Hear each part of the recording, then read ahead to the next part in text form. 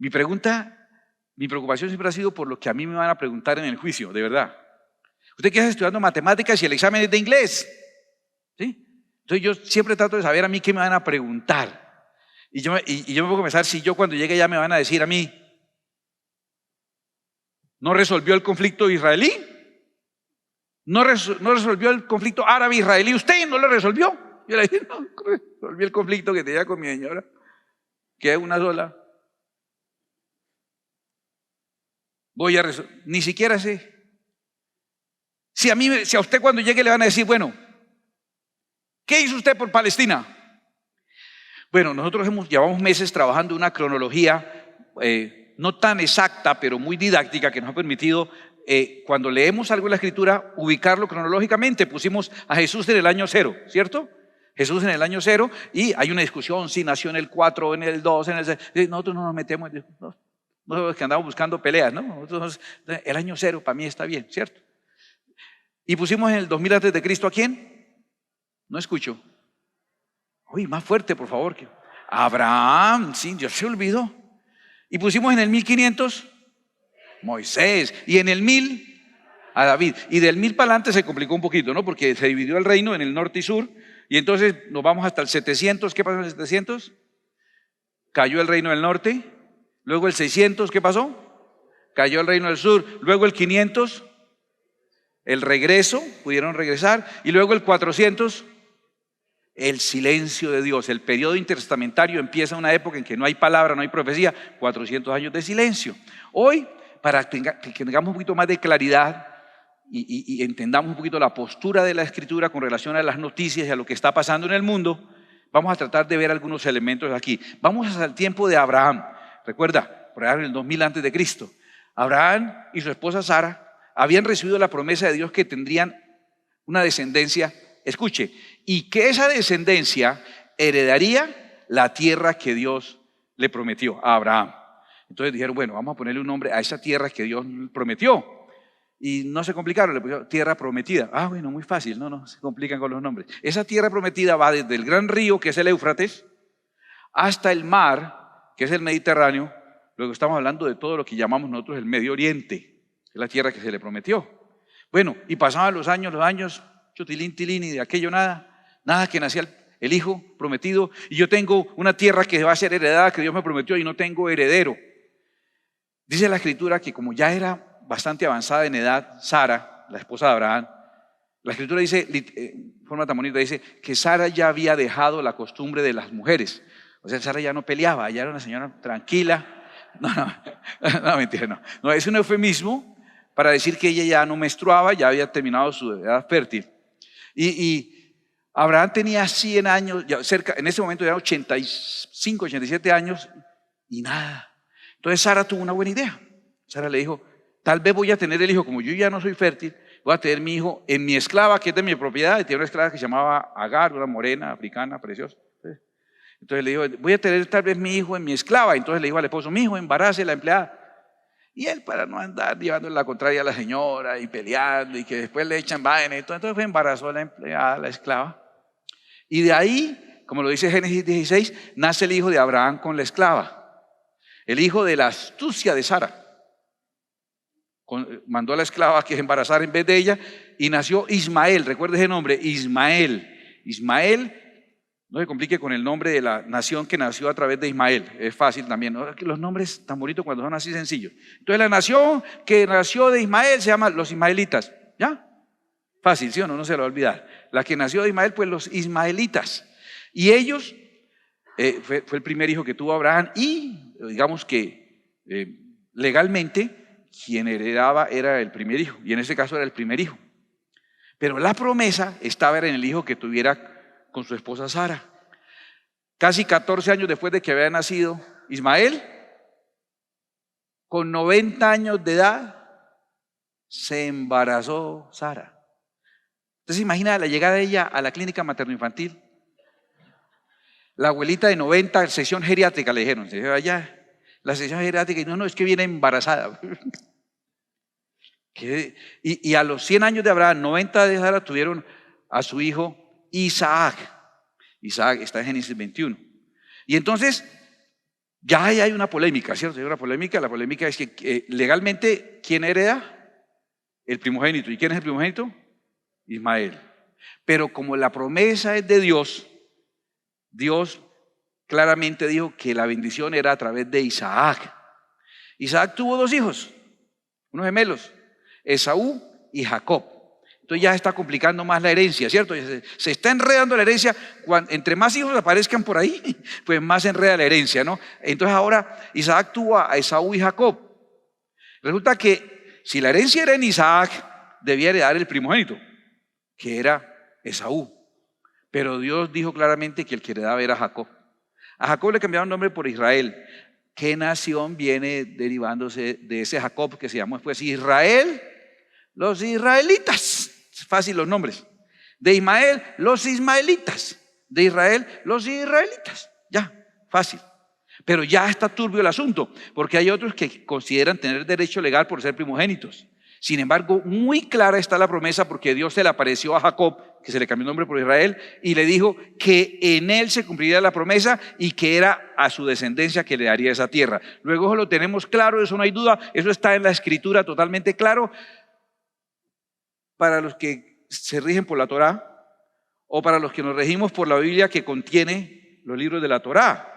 Para nosotros está totalmente claro, porque ahí dice que Dios se apareció y le dijo. Para nosotros es claro y para los israelitas está claro. ¿Y qué con los que se guían con otro libro?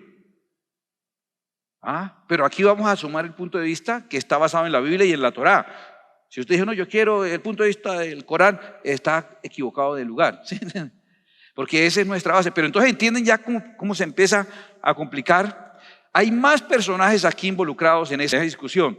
Recuerda que un hijo de Jacob tuvo 12 hijos, uno de ellos fue José. José fue vendido por los hermanos, terminó en Egipto como un esclavo, pero luego llegó a ser gobernador. 400 años después, los descendientes de la promesa de Abraham, de Isaac, de Jacob, ahora están esclavos en Egipto, ¿recuerdan? Y entonces es cuando Dios tiene que enviar a Moisés a liberarlos. Moisés los libera, cruzan el Mar Rojo, están 40 años en el desierto, ahora cruzan el Jordán y dirigidos por Josué ahora tienen que tomar posesión de una tierra. ¿Alguien recuerda cómo se llamaba esa tierra? Correcto, esa tierra se llamaba la tierra de Canaán. ¿Por qué? ¿Quiénes están habitando esa tierra? Retrocedamos al tiempo del diluvio. Después del diluvio, Noé y sus 3 hijos vienen a poblar la tierra. Uno de esos 3 hijos le faltó la honra al papá. Ahí hay un montón de conjeturas, no es el tema de hoy. Uno de esos hijos le faltó la honra al papá, se llamaba Can. Eran Sem, Can y Jafet. Uno de sus hijos, Can, faltó a la honra del papá y el papá, que era Noé, lo maldijo. Maldijo a Can, pero curiosamente la maldición la descarga sobre su nieto que se llamaba Canaán. Se llamaba el nieto de Noé. Los descendientes de ese señor fueron los que estaban poblando ahora esta tierra, la tierra a la cual quería volver Israel, porque ellos habían salido de ahí, recuerda cuando José, y ahora quieren, por orden de Dios, retomar esa tierra. ¿Qué nombre le ponemos a la tierra esta de Canaán? Y le pusieron tierra de Canaán. Sí, me gustan los nombres tan sencillos. Entonces la tierra de Canaán, el nieto de Noé. Y entonces hoy vienen a poblar, y ahí estaban todos esos cananeos. Los fereceos, los jebuseos, los gergeseos, los amorreos, los ergeos, los bucaramangueos, los requetefeos, todos los eos que están ahí estaban. Eran tribus, ninguno era un país, ninguno era un reino, tribus. Y recuerda, ha leído Israel como viene y va derribando y conquistando cada una de esas naciones y toma posesión de ese lugar hasta que en el tiempo de David establecen por primera vez en la historia, en ese lugar establecen lo que se llama un reino, el reino de Israel, del cual rey era David. Y David pone a ese reino una capital que se llamó Jerusalén, que antes se llamaba la ciudad de Jebús, era de los jebuseos. Recuerden, todos los eos, entre esos los jebuseos. Entonces ahora David establece un reino y una capital que se llama Jerusalén. Por primera vez en esa región hay un reino y una capital. En el reino de David, capital Jerusalén. Por primera vez y por última vez. Porque nosotros seguimos estudiando esto. Recuerda que se dividió el reino. En el 700 cayó el reino del norte bajo los asirios. En el 600 cayó el reino del sur por los caldeos. Y entonces el reino del sur era Jerusalén. Estaba ahí Judá y Jerusalén. Ahora ya no es un reino con capital. Ahora es una región dominada por los caldeos, que es Nabucodonosor, Babilonia y todos ellos. y después fueron derrotados por los persas. ¿Volvió a ser un reino y una capital? No, ahora está bajo el dominio de los persas.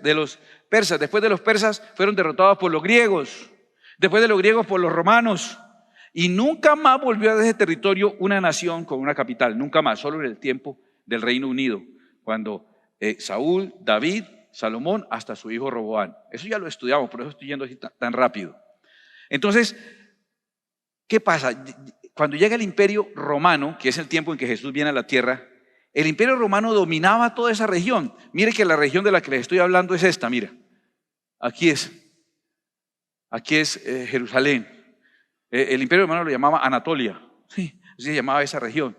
Y tenían el dominio total, pero permitían la ubicación de asentamientos israelitas, de asentamientos cananitas, ¿cierto? Ahí está. Y no es una nación, en ese momento no hay ninguna nación, hasta el momento no hay ningún estado, sino están bajo el dominio de los romanos. Los judíos sí anhelaban volver a tener ahí su reino e intentaban sublevarse. La más grande y última sublevación que hicieron en el año 70. Se organizaron los judíos y vamos a derrocar los romanos. Miren los romanos todo lo que dominaban. Y los judíos dominaban aquí un pedacito aquí del tamaño de una moneda. Y se les ocurrió enfrentárseles. Y se enfrentaron contra los romanos y obviamente, adivine, perdieron. Los destruyeron y en retaliación, en el año 70, el emperador Tito destruyó toda Jerusalén y destruyó el templo, que era el segundo templo. El primero lo hizo Salomón, lo destruyó Nabucodonosor, ¿recuerdan? Y luego, bajo el edicto de Ciro, permitió que volvieran a construirlo. El segundo lo destruyó el emperador Tito en el año 70 de nuestra era. Y esparcieron a los judíos por esa región y por el mundo porque acabaron con Jerusalén y con el templo. Atención a esto. En el año 130, el emperador romano que se llamaba Publio Helio Adriano, digámosle, ¿cierto? Bueno, Adriano, el emperador romano, persigue lo que queda de los judíos en asentamientos en esa región. Y para quitarles cualquier idea de que fueran a tomar de nuevo el reino y que fueran a hacer otra vez Judá, Israel, un reino con capital y todo, para quitarle eso, le puso como nombre a esa región, leyó y averiguó, ¿cuándo tuvieron el reino? Cuando David. Por eso era tan delicado que los niños dijeran de Jesús que era el heredero de David. ¿Cómo así usted va a tener otro rey si el rey es el César? No pueden tener otro rey. Y entonces aquí él averigua cuándo fue el tiempo de esplendor. Cuando David. ¿Quiénes eran los enemigos de David? ¿Alguien recuerda? ¿Contra quién peleó David todo el tiempo? Todo el tiempo peleó, empezando por el grandulón ese de 3 metros. Los filisteos. Y entonces este señor, para más aposta, para que le duela y para que no se le ocurra volver y creer que aquí van a poner su imperio, decide ponerle ese nombre a esa región, el nombre de Palestina, que no es sino una expresión que significa Filistea o tierra de los filisteos. Filistina o Filistea llegó a ser Palestina como un acto astuto de marcar ese lugar con otro nombre, que no es un estado, que no hay una capital, que no es un reino, sino es un territorio dominado por un imperio al que le asignaron un nombre. ¿Listo? ¿Hasta ahí vamos bien? Bueno, Roma se dividió, el imperio de Oriente y el de Occidente entró en conflicto. Después vinieron otros imperios como el bizantino y guerras de imperios, hasta este que me parece muy importante que lo miremos. Es el imperio otomano. El imperio otomano son los turcos, ¿ya? Los otomanos, mire todo el tiempo que ellos dominaron toda esa región. Están dominando esta región. Aquí estaría Israel ahí, Judá, en ese tapón. Gobernaron desde 1299, o sea, desde el 1300 más o menos, el imperio turco, desde 1300 más o menos. Escuche, ¿hasta cuándo dominaron esa región? Claro, con ataques de las cruzadas, con luchas de diferentes tipos, pero en general gobernaron hasta 1922. 1922 es cerquita. Cuando hablas de historia, eso fue ahorita, 1922. Usted no me le ocurre, eso es mucho tiempo. Yo sé, mi estimado millennial, sé, usted es muy jovencito, pero cuando hablamos de historia, hablar de un episodio importante que ocurrió en 1922 quiere decir que fue hace 101 años. 101 años es nada en la historia de la humanidad. Entonces, ese imperio otomano gobernó hasta 1922. ¿Por qué? Porque en 1922 fue la Primera Guerra Mundial. Déjeme ir un poquitico más atrás, hacia finales de los 1800. Había surgido en Europa un sentimiento, una ideología que se llama el sionismo. Sión por los montes donde está ubicada Jerusalén, los montes de Sión. el sionismo. Había surgido ese amor por los judíos regresar a su tierra. Ellos estaban regados por el mundo entero, ¿cierto? Porque el judío iba por todas partes del mundo. Entonces decían a la gente, ¿cómo les decimos a ese judío que está errante? Y entonces le decían, el judío errante, ¿sí? Otra vez lo de los nombres, tan fácil, ¿no? Y entonces ellos querían regresar. Ellos decían, si estamos aquí pasando la maluco, pues pasemos la maluco en la tierra mía, por lo menos, ¿cierto? Y dijeron, cogieron sus chinis, sus chiros, y se fueron para aposentos tuta a su pueblo, ¿sí? Y regresaron para la tierra de ellos. Regresaban gente, hacían asentamientos viniendo de todas partes del mundo. Cuando finalizó la Primera Guerra Mundial, de los países aliados entre Francia e Inglaterra, decidieron, bueno, vamos a repartir a ver quién se ocupa de cada parte, y le tocó esa parte que estamos hablando, le tocó esa parte encargarse los británicos. Eso se llamó el mandato británico. Después de la Primera Guerra Mundial, quedaron encargados de ese pedazo los británicos. ¿Qué hicieron los británicos? Los británicos dijeron, bueno, vamos a ponerle orden a esta tierra. Aquí está el río Jordán, ahí está el mar Mediterráneo, el río Jordán. Dijeron, ¿qué nombre le ponemos a lo que está atrás del Jordán? ¿Cómo le ponemos a lo que está atrás del Jordán? Entonces dijeron, pues pongámosle Transjordania. Fácil, los nombres que yo le digo, fácil. Transjordania, le pusieron nombre de empresa de buses, pero no importa. Pongámosle Transjordania a esa parte que está allá. Y a la parte que está entre el Jordán y el Mediterráneo, pongámosle el nombre que tradicionalmente desde el año 130 de nuestra era se le tenía, que era Palestina. Hay palestino, es un ADN, es una genética palestina. No, era genética filistea, pero los filisteos fueron desaparecidos. Se les puso ese nombre, pero las genéticas son diferentes vertientes genéticas que se agruparon en ese lugar. Eso ocurrió, y al ocurrir de esa manera y llamar eso Palestina, empezó a aumentarse la afluencia de judíos hacia esa región. Volvamos, ya no están ahí los turcos. Ahí podemos acomodarnos, y empezaron a llegar. También en Europa empezó a gestarse y a crearse la Unión de Repúblicas Socialistas Soviéticas, que era básicamente antisemitista. Escucha esto: el sentimiento de regresar a Jerusalén y hacerla una nación, sionismo. Los que están en contra de los israelitas, antisemitas. Ese espíritu antisemita, el antisemitismo, también estaba tomando, era un demonio, es un espíritu, créanme, es un espíritu, porque usted ve hasta dónde evolucionó ese espíritu de odio a Israel, y empezó a crecer. Recuerde, hasta el fenómeno nazi en Europa. Es el crecimiento de ese espíritu en contra. De hecho, mire, les paso un dato para que vayan sabiendo. La última gran división de la humanidad en la guerra del Armagedón, ¿cómo es? Israel y los enemigos contra los enemigos de Israel. Los amigos de Israel y los enemigos de Israel. Esa es toda la división final de la humanidad. Ese espíritu antisemita, el antisemitismo, tomó Europa al punto que ustedes saben lo que pasó en Alemania con los nazis, el Holocausto. Eso fue terrible. Entonces todo eso, la creación de la URSS, la persecución de los judíos en todas partes del mundo, hizo que ellos empezaran a tratar de regresar y fueron repoblando esa tierra.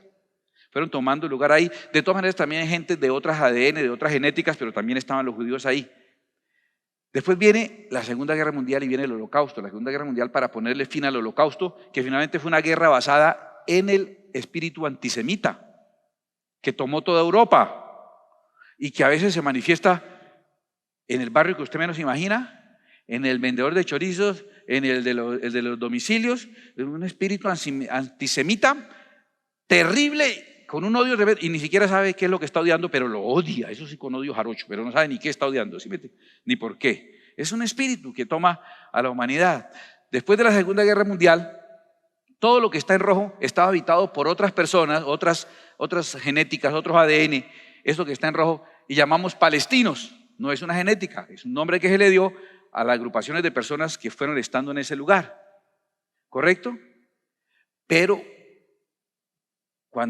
volvamos al principio, cuando Abraham tuvo los ismaelitas son los árabes. Ismael es el padre de la nación árabe. Y existen todos esos países que están alrededor, lo que se llama la hermandad árabe. Están todos en torno a eso. Y entonces quiere decir que la mayoría de los que está aquí en rojo son gente que hace parte de la hermandad árabe. Y los punticos que están ahí en color café con leche, esos punticos, era lo que estaba ocupando Israel para ese tiempo.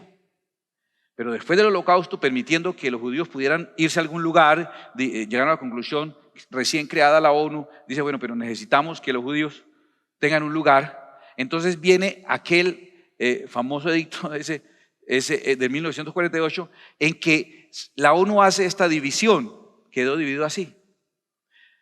Todo lo que está color así, café con leche, eso es Israel, se le asignó a Israel. Todos los que venían perseguidos de todos los países europeos para que se ubicaran ahí. Dejaron una zona que está muy pegada al Jordán y como está ahí cerquitica del Jordán, le pusieron Cisjordania, que significa cerquita del Jordán, ¿cierto? Y quedó una cuña aquí, mira, atención a esta cuñita que quedó aquí. Esa cuñita que quedó en el otro extremo, se le puso como nombre Gaza o la Franja de Gaza, porque es un territorio ahí alargado geográficamente. Entonces mire cómo quedó por las Naciones Unidas, así quedó en 1948. Israel ya tenía su territorio, pero tenía que compartirlo con Cisjordania, ¿cierto? Las guerrillas actuales de allá es el Hezbollah, si lo han oído nombrar, y tenía que compartirlo también esta esquina con la Franja de Gaza, la guerrilla de ahí, jamás, ¿sí me entiende? Entonces Israel tenía que compartir eso.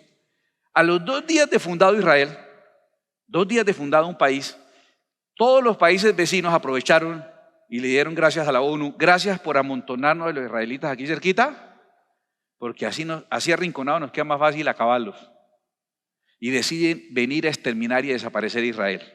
Israel es atacado, un país de 2 días de fundado, pero ya entre ellos ya tenían un compañerismo de hace muchos años fuerte, entre ellos se cooperaban y se ayudaban, se defendieron, ganaron la guerra. Un país de 2 días de fundado, casi a 5 o 7 países está enfrentando, les ganó y tomó territorios. Y los territorios de Israel empezaban a estirarse para un lado y para otro. Ellos a veces avanzaban, atacaban a Israel, Israel retrocedía y tomaba territorio. Inclusive tomó, por ejemplo, allá la parte alta, no se le va a olvidar, los altos del Golán, allá arriba, altos del Golán. Y ocupaba Cisjordania, ocupaba también en ocasiones aquí Gaza. Siempre que era atacada Israel, ganaba terreno y siempre después de que ganaba, venía la ONU y les decía, retrocedan, regresen el territorio otra vez que habían ganado. O sea, no impide que los ataquen, pero los hace después retroceder cuando logran avanzar defendiéndose. No solamente en 1948, en el 56 hubo un problema con Egipto por el canal de Suez. Egipto le hizo guerra a Israel, Israel le ganó a Egipto y tomó la península del Sinaí, que eso es lleno de petróleo.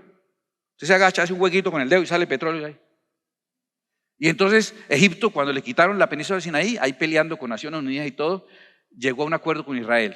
Le dijo, nosotros reconocemos que ustedes son un país y los respetamos como país, pero devuélvanos la península del Sinaí. Israel dijo, se le devolvió la península y ellos quedaron obligados a reconocer a Israel como una nación en el 56. En el 67 de nuevo fueron atacados por varios países de la Alianza Árabe y ellos salieron a defenderse, dirigidos por Moshe Dayan, el general Moshe Dayan. Lograron extender su territorio y lograron tomar incluso dominio de Jerusalén. ¿Cuánto hace no tenían dominio de Jerusalén? Recuerda que en el 600 lo sacó Nabucodonosor y después volvieron con los asirios, pero eso era a ratos. Ahora pudieron, 2000 y pico años después, estar de nuevo en Jerusalén. Eso fue uno de los eventos más emocionantes y conmovedores en la historia de la humanidad. Y después de que lograron extender su territorio, en esa guerra de los 6 días, en 1967, ¿a qué no dirán qué pasó? Vino la ONU y le dijo que tenían que regresar esos territorios y tenían que regresar por lo menos la mitad de Jerusalén y solo ellos, la parte oriente, tenían que regresarla y ellos se quedaron avanzando solamente hasta donde está la pared del templo o el muro de los lamentos, hasta ahí pueden llegar. Eso en el 67. En el 73, estando los judíos en la celebración del Yom Kippur, el día más sagrado, con 10 días de arrepentimiento, de Teshuvá, que incluye ayuno, 10 días de ayuno, en el día de ayuno absoluto, el día más solemne, ellos en sus sandalias, orando todo el día. En ese día, la alianza de los países árabes le atacó de nuevo a Israel en ese día sagrado. En ese día sagrado los atacaron. Adivinen qué pasó. Israel se defendió. Sigan contando. ¿Y qué pasó? Y ganó. ¿Y qué más pasó? Y tomó territorios. Bravo, saben mucho de historia ustedes. Y después de eso, a ver, díganme qué más pasó, ustedes historiadores. La ONU viene y le dijo, otra vez me al favor y se me retrocede. ¿Ok? Otra vez eso ocurrió. Eso es lo que está ocurriendo prácticamente siempre. Inclusive, hace 8 días, desde Gaza hicieron un ataque. Israel está atacando, contraatacando. En ese contraataque está tomando posiciones en Gaza, va a tomar control de Gaza, va a ganar, va a controlar Gaza. ¿Adivinen qué va a pasar? Bueno, déjeme explicar algo más. Mire, fíjese allá en la franja de Gaza y déjeme mostrarle cómo quedó finalmente en los días recientes. Esto pongámoslo por allá hasta el viernes de la semana pasada o antepasada. Israel está dominando casi todo el territorio con pequeños asentamientos de palestinos y la franja de Gaza. En Cisjordania ahí están los palestinos cisjordanos y en Gaza también están otros palestinos. El resto lo está dominando Israel.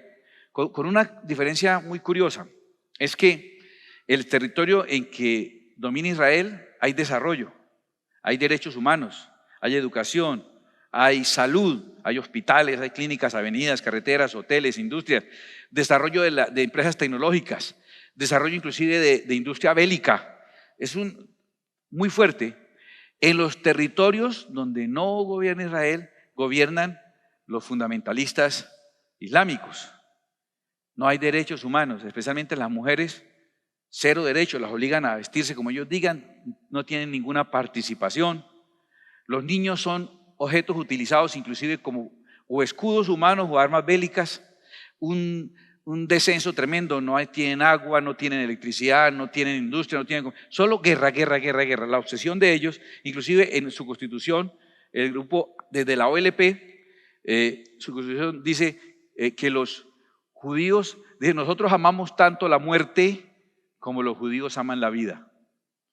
Y el propósito de ellos no es compartir el territorio, sino desaparecer a Israel, echarlo al mar, que no quede ni un solo judío. Entonces se educan a los niños, más que ir al colegio, lo que sea es enseñarles todo el tiempo el adoctrinamiento de estar en contra de Israel y usarlo después como arma bélica. Alguien dijo muy acertadamente que los únicos palestinos que tienen derechos son los que viven en Israel. Los palestinos en Israel tienen médicos, pueden estudiar, pueden ejercer profesiones, no se le obliga a las mujeres o a vestirse de cierto modo. Ni siquiera los obligan a guardar las fiestas ceremoniales de Israel. Israel tiene las 7 fiestas sagradas más otras que han surgido, ¿cierto? Que nosotros las conocemos, Hanukkah y otras fiestas nuevas, y sin embargo ellos no obligan a los palestinos que viven ahí en sus territorios a guardarlas. Los únicos palestinos que tienen derechos son los que viven en Israel. Los que viven en sus propias tierras han puesto sobre sí mismos gobernantes crueles, vengativos, que solo piensan en la violencia y en el terrorismo. Entonces déjeme mostrarle la franja de Gaza y mostrársela ahora así aquí inclinadita para contar algo que seguramente usted no sabe y los medios no se lo van a contar por el espíritu antisemita que domina a este mundo. Escúchame, que el atentado que hicieron del sábado hace 8 días fue por su independencia. No, escúcheme, en el 2005 Israel concedió que el territorio de la franja de Gaza solamente sería para palestinos y sacó de allí a todos los residentes israelitas que había. Y como muchos no querían irse porque habían vivido ahí por varias generaciones, le tocó a Israel con su ejército a las malas sacar su propia gente de Gaza para garantizar a los palestinos que en Gaza no quedarían judíos. Que el territorio era solamente, no es por independencia, no es por derechos, porque tienen un gobierno propio, tienen un gobierno autónomo. Mira, ha habido tremendos ataques. En el año 1987, para contarte un poquitico, están cerca de firmarse los acuerdos de Oslo y empiezan a haber algo que se llama las revueltas o intifadas. Esas revueltas no son para independencia, para desarrollo, es para atacar a Israel y no más. Queremos desaparecer a Israel y pare de contar, no es más lo que queremos. Y entonces se funda esa organización Hamas en 1987. Ellos se enfrentaban a otro partido político también revolucionario que se llama el Fatah, el partido Fatah, enfrentando al partido Hamas, ambos partidos religiosos, políticos, bélicos, militares, ¿cierto? Ahí se enfrentaron. Ese Fatah fue como una transformación de lo que nosotros conocimos, los mayores, como la OLP. ¿Algunas oyeron hablar de la Organización para la Liberación Palestina? ¿Les suena si le digo Yasser Arafat? No. Sí, barbita así, un mantelito en la cabeza, ¿sí? Más o menos se ubica. Bueno, esa es la que se convirtió en el Fatah. Y Fatah gobernó allí. En el año 1997, 10 años después de fundado Hamás, fue declarado por toda la Unión Europea, por los Estados Unidos y muchos países del mundo, fue declarada una organización terrorista. Y prácticamente el 90% del mundo entero reconoce que esas personas que educan niños para ponerse bomba y irse a explotar en medio, le dicen a eso terrorismo. Que eso que ponen los lanzadores de misiles en la parte de arriba de un hospital o de una escuela que está lleno de gente, para que usted vea de dónde le están disparando, 5.000 misiles en una semana, ¿no? 5.000. Y es fácil ubicar de dónde están saliendo y es fácil eliminarlo. Usted puede poner un teledirigido, ¡pum!, acabó ese que me está disparando. ¿Pero dónde está puesto? Está puesto en un hospital o en una escuela donde las personas fungen como escudos humanos. Esas organizaciones que hacen eso, que van señoras caminando por la calle, de pronto sacan un cuchillo y empiezan a apuñalar gente por el solo hecho de ser israelitas, o van con su vehículo y lo echan encima de una fila de personas por matar personas, pues no sé, el 90% de los países del mundo lo llaman terroristas. Hay una minoría de países, y curiosamente muchos de ellos en Latinoamérica, que no los consideran terroristas.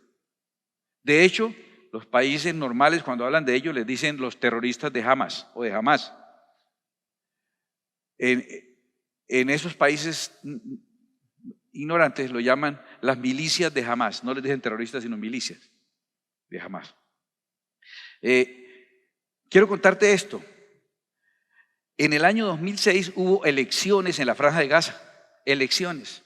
Y el que hasta ahora dominaba, que era el partido Fatah, que era la OLP cambiada, impuestos por Irán. Mire, el cerebro de toda esta cosa es Irán, los persas. Ellos están dándole drones a Rusia para su guerra. ¿Sí? Ucrania le están dando drones y Rusia les da armas a ellos también. O sea, es aliados con Rusia y apoyados por otro país que no los considera a ellos terroristas, que es China, ¿cierto? Y entonces hubo elecciones ahí en la Franja de Gaza y el partido Fatah perdió.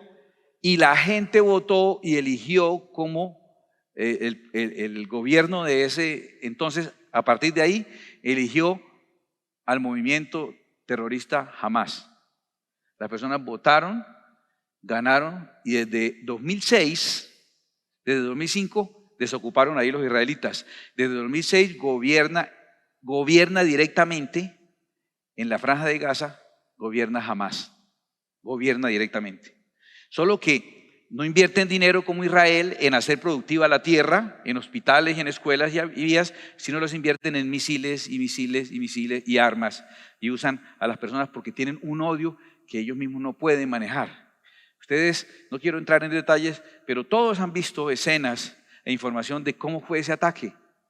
Un ataque sorpresivo, inesperado. Israel se durmió porque está a punto de firmar acuerdos con Arabia Saudita, acuerdos de paz.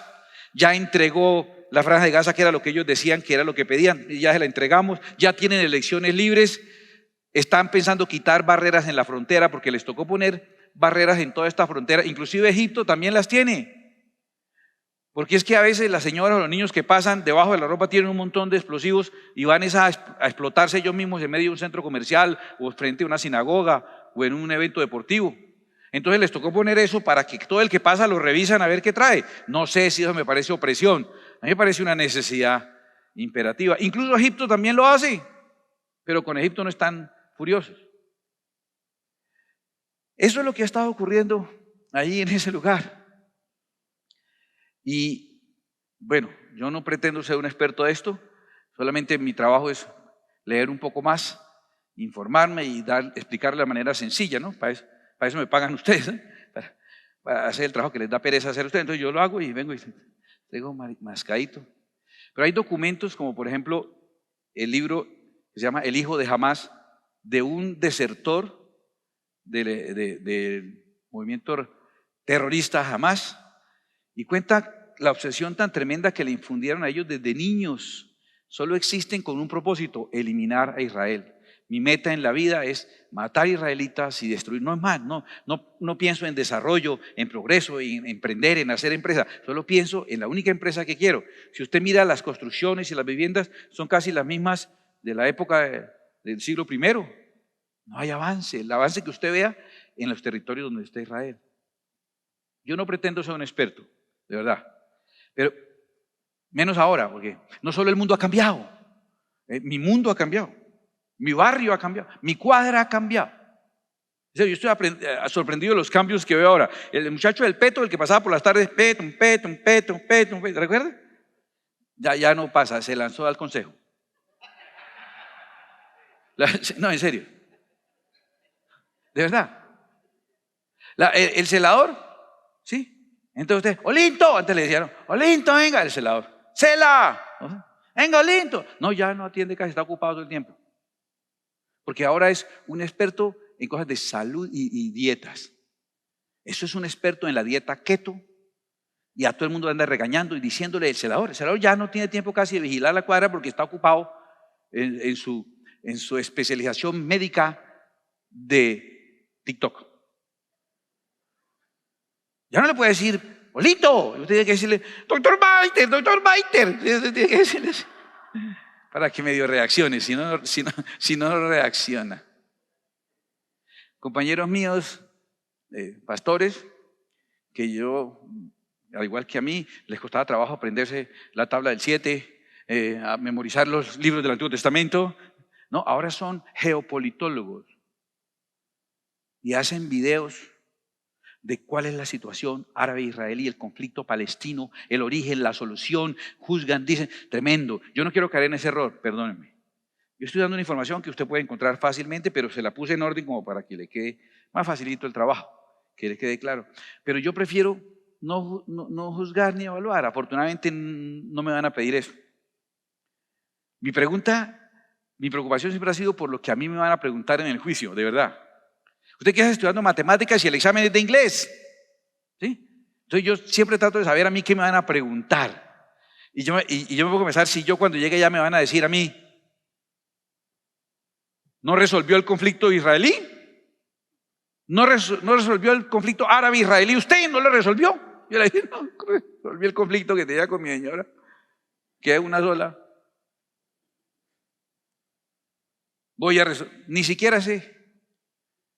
Si a usted cuando llegue le van a decir, bueno, ¿qué hizo usted por Palestina?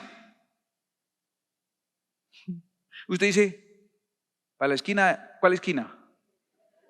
En la esquina yo puse ahí, en la esquina yo barrí la esquina. No tiene ni idea. ¿Para qué nos las damos de que juzgando quién es, quién no es, qué sí es, qué sí cuándo? Miremos qué nos toca a nosotros hacer, ¿no les parece? Miremos a nosotros qué nos corresponde hacer y eso es lo que debemos hacer. ¿Cuál debe ser nuestra actitud hacia Israel? La Biblia la dice claramente. La Biblia nos dice en el Salmo 122, primero nos da una introducción hablándonos de Jerusalén y la importancia que Jerusalén tiene. Y cuando dice la casa de Jehová, nosotros decimos que es el templo, que la iglesia, que es la Jerusalén espiritual. Pero el Salmo 122 dice, yo me alegré con los que me decían, a la casa de Jehová iremos. Nuestros pies estuvieron dentro de tus puertas, oh Jerusalén. Jerusalén que se ha edificado como una ciudad que está bien unida entre sí. Y allá subieron las tribus de Jehová, conforme al testimonio dado a Israel, para alabar el nombre de Jehová. Porque allá están las sillas del juicio, los tronos de la casa de David. Muy bonita introducción, muy poética, pero ahora nos dice qué debemos hacer. Siguiente versículo. Versículo 6 dice, pedid por la paz de Jerusalén. Sean prosperados los que te aman. Si usted dice que esto, aquello y su análisis y sus cosas, uno puede equivocarse. Pero si uno pide por la paz de Jerusalén, ¿se puede equivocar? Porque usted no está diciendo que pase esto, que pase aquello. Usted está pidiendo es por la paz de Jerusalén. Y eso le va a traer prosperidad. Sea la paz dentro de tus muros y el descanso dentro de tus palacios. Por amor de mis hermanos y mis compañeros diré yo, la paz sea contigo. Por amor a la casa de Jehová nuestro Dios, buscaré tu bien. Entonces déjeme darle un consejo. Qué bueno tener información y saber qué está pasando. Que usted sepa realmente qué está ocurriendo en cada una de las regiones, que allá hubo elecciones en el 2006, que la gente decidió poner a unos que habían sido subversivos, que terroristas toda la vida. Si la gente elige que lo gobierne terroristas, ¿por qué reclaman después? Y uno ve el video de una anciana frente al cadáver de su nieto, llorando, diciendo, no sé por qué tengo que pasar por esto, de los bombardeos que hizo Israel. Esos niños que los ponen ahí, Israel avisó, evacúen la región porque vamos a bombardear. Y el gobierno no los deja, los mete en esos edificios para que protejan sus lanzamisiles. Y entonces usted tiene que decidir, ¿dejo que siga mandando misiles que maten los míos o apago ese lanzamisiles Les advierto, quítense que ahí voy. Y mandan la bomba y explotan. Y entonces sale la anciana esta diciendo, yo no hice nada para que tenga que pasar por esto. Y tal vez sí no hizo nada. En el 2006, cuando podía haber hecho algo, decidieron que terroristas los gobernaran. Y si usted siembra un limonero, un árbol de limón, téngalo por seguro que le va a dar limones porque es lo que él produce. Pobre tonto el que está esperando mangos. Y ellos hicieron eso. Y hay que entender el error que se cometió. ¿Y cuál es mi posición? La posición de Jesús. Cuando yo miro qué posición voy a asumir yo con relación a Jerusalén, voy a asumir la posición de Jesús. Lucas, en el capítulo 19, versículos 41 y 42, nos cuenta que Jesús llegó allá. Y cuando llegó cerca de la ciudad, al verla, lloró sobre ella diciendo, mira, el Señor se puso a llorar por Jerusalén. Se conmovió y lloró. O sea, si lloro por Jerusalén, estoy haciendo algo acorde a lo que Jesús hizo. Estoy bien, ¿sí o no?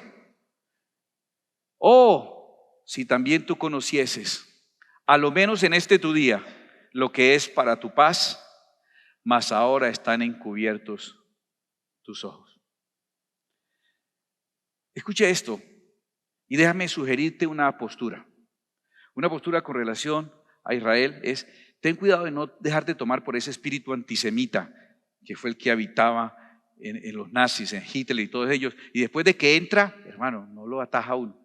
Usted encontrará hasta personas que no tienen ni idea por qué lado queda Israel y están ya ardiendo de odio contra eso. Y usted mire todos los medios de comunicación y las víctimas son estos. Pero espérese, Israel estaba quieto. Hay dos premisas que Israel le dio a la hermandad árabe, dos premisas, dos compromisos. Que les digo la verdad, si yo vivo en un barrio donde todos mis vecinos me quieren matar, yo les daría las mismas dos premisas que dio Israel. La primera fue, les garantizamos que nosotros nunca los vamos a atacar. Cuente con eso. Nosotros nos dedicamos a hacer prosperar nuestra tierra y pare de contar.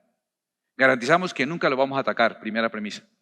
Segunda, si usted me ataca a mí, mi respuesta va a ser 100 veces más fuerte que la suya. En español diríamos, al que está quieto, hay que dejarlo quieto. Dedíquense no a gastar en misiles y a torpedear sus niños, dedíquense a desarrollar su gobierno. Pero ¿cómo va a desarrollar un gobierno una persona que nunca ha construido nada y lo que ha hecho es poner bombas y secuestrar y matar y la gente lo pone a que los gobierne? Ahí sí no hay nada que hacer. No hay nada que hacer ahí.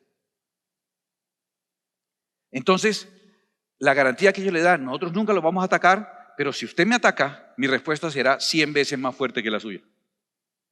Y es lo que está pasando ahora. Pero los medios de comunicación ponen el drama distinto y ponen de víctimas a los victimarios y ponen de atacados los que atacaron. ¿Y realmente hay niños inocentes? Sí. Los que ellos ponen como escudos humanos, más los israelitas que se llevaron para usarlos como escudos humanos y negociación ahora en esto. No entienden, o sea, usted habla de eso con cualquier persona y de verdad tiene vendados los ojos. Inclusive Israel mismo tiene los ojos vendados. Usted y yo creímos en Cristo porque leímos en la Biblia y alguien nos predicó y creímos en Jesús. Escúcheme, a ellos les pasó por al frente, hizo los milagros, caminó sobre el mar, resucitó muertos, predicó la palabra, mostró ser el ungido del Señor. ¿Y ellos qué pasó? No lo vieron. Tenían los ojos vendados. Tenían los ojos vendados. ¿Cuál era la solución de la paz para Israel? El príncipe de paz. El que dijo, mi paz os dejo, la paz os doy, yo no os la doy como el mundo la da. Cristo es la solución. Les pasó así por la nariz y no lo vieron. Tenían los ojos vendados. ¿Cuál ha sido la paz para su vida? Haber encontrado a Cristo. ¿Cuál es la paz para una nación? Reconocer a Cristo Jesús como Señor. Esa es la verdadera paz. No hay otro cambio como ese. Jesús dijo, si conocieras lo que es para tu paz, si entendieras que yo soy el príncipe de paz. ¿Quieres orar por Israel? No asumas el riesgo de juzgar, porque tú y yo no tenemos la documentación suficiente, ¿cierto? No somos geopolitólogos. Pero para no equivocarme, voy a orar por la paz en Israel. ¿Estamos de acuerdo? Pero la paz verdadera, ¿cuál es? Que les sean abiertos los ojos y reconozcan a Jesucristo como su Señor y su Salvador. Esa es la paz verdadera. Segunda de Corintios capítulo 4, versículo 4. Abra su Biblia porque usted está trayendo su Biblia impresa. En Segunda de Corintios capítulo 4, versículo 4. Búsquela ahí. En el versículo 4, dibújele ahí como unas gafitas de sol, como unas gafitas oscuras. Ahí al lado del versículo 4, dibújela. para que sepa lo que aquí dice. 4:4, Segunda de Corintios 4:4. Espero que lo encuentre, tranquilo. Segunda de Corintios, en el Nuevo Testamento, así hacia el final, vea. Hacia el final. Si no, baje y pregúntele a uno de los niños de Kids. Nos vamos a enfrentar un día a esto, para ver. Segunda de Corintios 4:4 dice: en los cuales el Dios de este siglo cegó el entendimiento de los incrédulos para que no les resplandeciese la luz del evangelio de la gloria de Cristo, el cual es la imagen de Dios. No conocen lo que es para su paz porque están enceguecidos. ¿Quién los encegueció? El Dios de este siglo, el que maneja los medios, la cultura, el deporte, el arte. El Dios de este siglo maneja las cosas para que no vean la verdad y no reconozcan a Cristo. Entonces lo que hay que orar es para que la luz de Cristo les resplandezca. Y a través de nosotros, así alumbre vuestra luz delante de los hombres para que vean vuestras buenas obras y glorifiquen a vuestro Padre que está en los cielos. La verdadera oración por Israel es que les resplandezca el evangelio de la gloria de Cristo. Pero el enemigo les ha cerrado su entendimiento para que no crean en ese evangelio. Escúchame, ¿qué otra cosa podemos hacer? No cometer el error del 2006 de la Franja de Gaza. Hay algo que podemos hacer hoy. Hay algo que todavía podemos hacer. Va más allá de simplemente participar y por el rencor que tienen hacia los que los dominaban, pusieron a unos que son terroristas crueles y ahora están causando la muerte de sus nietos. Que nunca nos toque a nosotros tener que ver a nuestro nieto o pervertido o torcido en su identidad o muerto o enfermo porque yo opté por poner en el gobierno personas de odio que lo que dan es odio. Terroristas y personas que si lo único que han hecho es daño, yo los pongo ahí, adivine qué van a hacer. Pues lo único que han hecho toda la vida. Lo único que han hecho toda la vida. No han puesto una venta de perros en la esquina que haya tenido éxito. Y los vamos a poner ahí. Entonces, cuidarse de esos errores que cometieron allá y no cometerlos aquí también. Y pedir que Cristo sea iluminando los corazones y la vida de esas personas. Y pedir por inocentes de cualquier lado.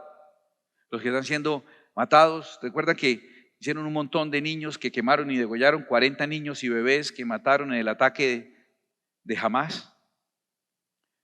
Y ahora van y los ponen en los edificios donde están los lanzamisiles para que mueran cuando el misil cae y poderlos mostrar en la televisión, haciendo drama y llorando, los mismos que votaron por Hamás, haciendo drama de que mi niño muerto. Qué tristeza, pero hay que orar por esos niños porque tampoco tienen la culpa. Orar por los inocentes. ¿Les parece si oramos ya por los inocentes? Pedimos por la paz de Israel. Y la paz es que conozcan a Cristo, ¿no les parece? Póngase de pie un momento.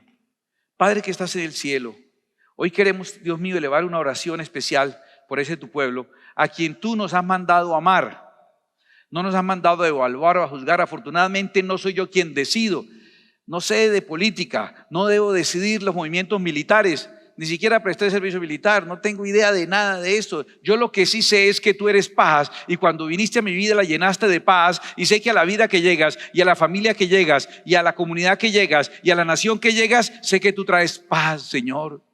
Sé que tu mensaje de amar al enemigo, de no devolver maldición por maldición, de no volver agresión por agresión, sé que tu mensaje hubiera sido la paz desde hace 2000 años, pero pasaste enfrente y no lo vieron porque sus ojos están enceguecidos, como está lo de hoy la mayoría de personas por el Dios de este siglo, enceguecido por los medios, por los conceptos, por una cultura impuesta, por filosofías, por ideologías.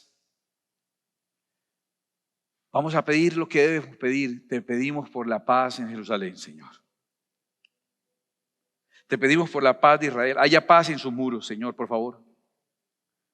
Pero la verdadera paz, la permanente y la eterna, es que te conozcan a ti, el único Dios verdadero, y a Jesucristo a quien has enviado. En el que no hay judío, ni griego, ni gentil, ni escita, ni esclavo, ni libre. En el que no hay edomitas, ni cananeos, ni fereceos, ni palestinos, ni filisteos, ni hebreos, sino en quien todos podemos ser salvos. Todo el evangelio es poder de Dios para salvación a todo aquel que cree. Alumbra, Señor, esos lugares. Te pido por cada misionero que está allá en Israel predicando, por cada congregación que está ahí ministrando la palabra, por cada familia que vive el cristianismo en medio de una situación difícil. Te pido por Jason, Julián y Mateo en medio de los Emiratos Árabes, tratando de vivir una familia cristiana en medio de un entorno que, si bien no es tan hostil, no es receptivo al evangelio. Permíteles estar guardados de todo mal y peligro. Guarda a los niños hebreos, guarda a los niños palestinos, guarda a los niños en cada lugar del mundo que no tienen la culpa. La culpa la tienen los gobiernos que los exponen. No, realmente no la tienen los gobiernos que los exponen.